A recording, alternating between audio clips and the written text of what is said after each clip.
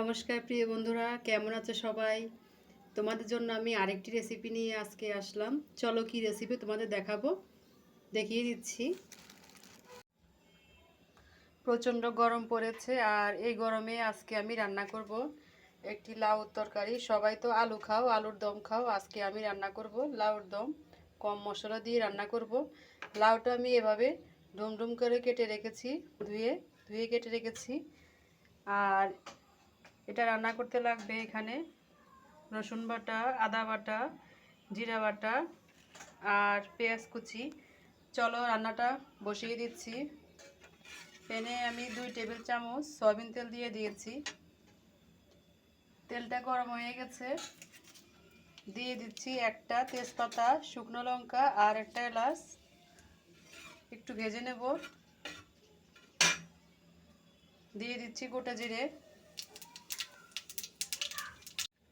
ভাজা হয়ে গেছে, এখন দিয়ে দেব পেঁয়াজ কুচি। পেঁয়াজটা একটু ভেজে নেব। পেঁয়াজটা একটু ভেজে নিয়েছি, এখন দিয়ে দেব 1 টেবিল চামচ আদা বাটা, রসুন বাটা 1 টেবিল চামচ।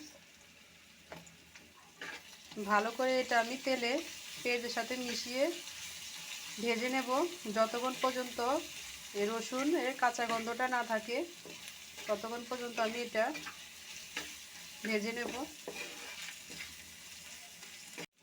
ভাজা ভাজা হয়েছে, এখন আমি কেটে রাখা লাউগুলো দিয়ে দিচ্ছি। ভালো করে মিশিয়ে এভাবে নেড়ে নিচ্ছি।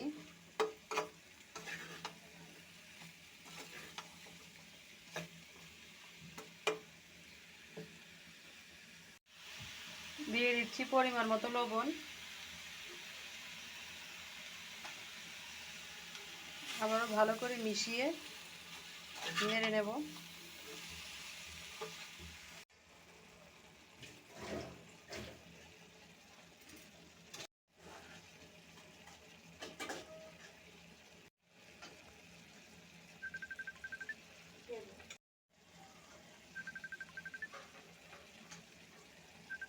দিয়ে দিচ্ছি জিরা বাটা 1 টেবিল চামচ।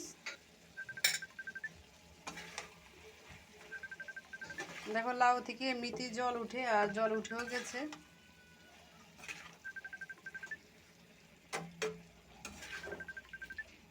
ভালো করে নেড়ে নিচ্ছি।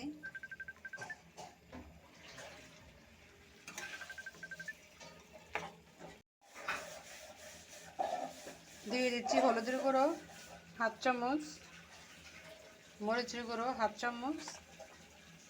ভালো করে মিশিয়ে এটা একটু ভাজা ভাজা করে নেব।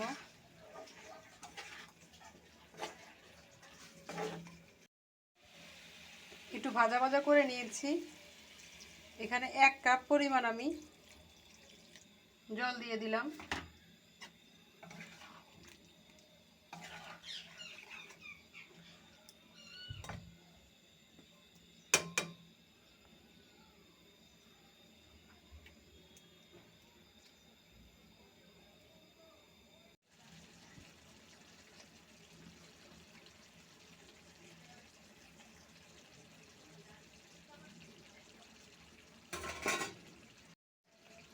হয়ে গেছে, এখন নামিয়ে ফেলবো। আমি 1 চামচ ভাজা জিরা গুঁড়ো, ধনে গুঁড়ো দিয়ে দিয়েছি আর একটু ধনে পাতা দিয়ে দিয়েছি।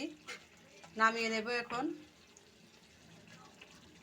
যারা যারা এখনও আমার চ্যানেলটিতে সাবস্ক্রাইব করোনি, প্লিজ সাবস্ক্রাইব করে দিও। আর যারা ফেসবুক থেকে দেখবে তারা ফলো করে দিও। রেসিপিটি ভালো লাগলে প্লিজ লাইক কমেন্ট করে দিও।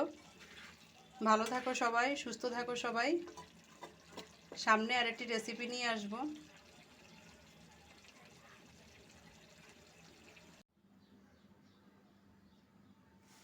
নামিয়ে নিয়েছি, দেখো দেখতে অনেকটা সুন্দর হয়েছে আর খেতেও অনেকটা ভালো লাগবে।